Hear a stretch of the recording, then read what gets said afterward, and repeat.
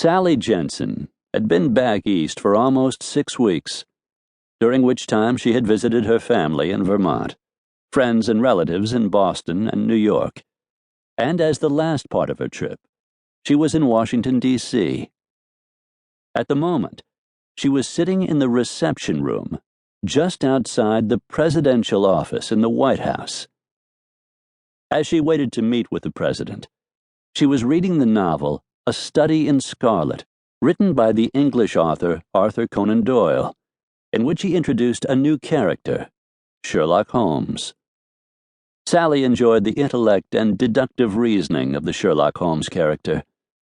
So engrossed was she in the book that she did not notice Colonel Lamont, the appointment secretary, approaching her.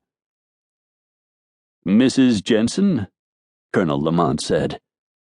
Sally looked up from her book.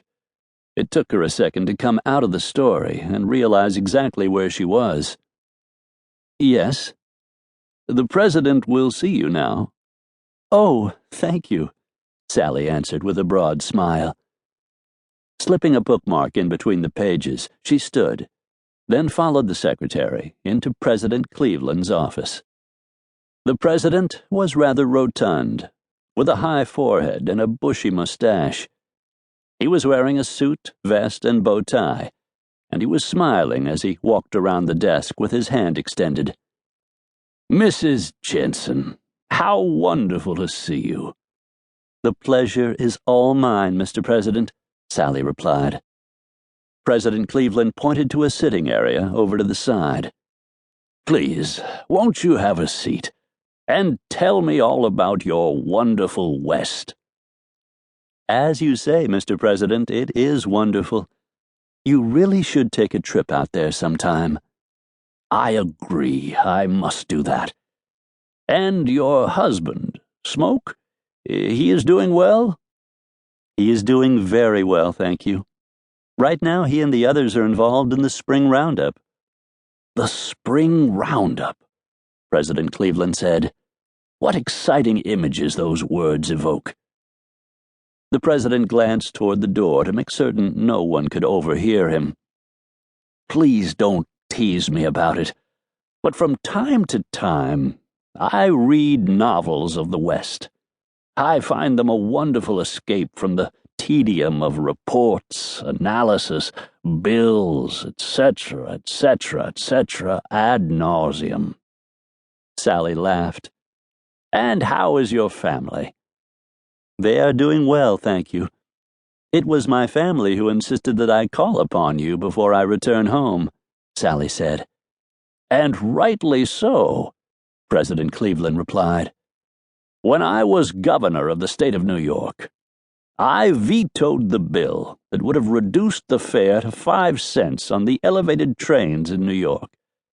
That was an extremely unpopular veto, and your father's support, even though he was not a resident of New York, helped convince several legislators to change their vote and support me when the legislature attempted to override the veto.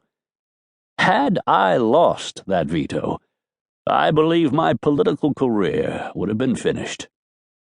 I do not think it would stretch credulity too far to suggest that I am occupying the White House partly because of your father's early and important support." Sally laughed.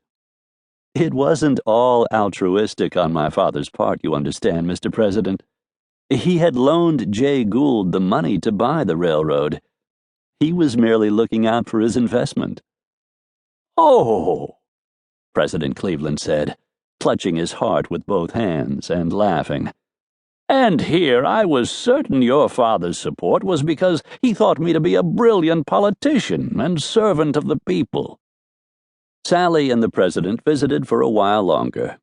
Then she was invited to have lunch with Frances Cleveland, the president's young wife. "Unfortunately, I will not be able to attend, as I have a prior luncheon engagement with the caucus of Western senators."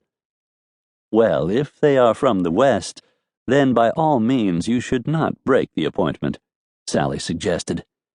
"But if it was a caucus of Eastern senators?"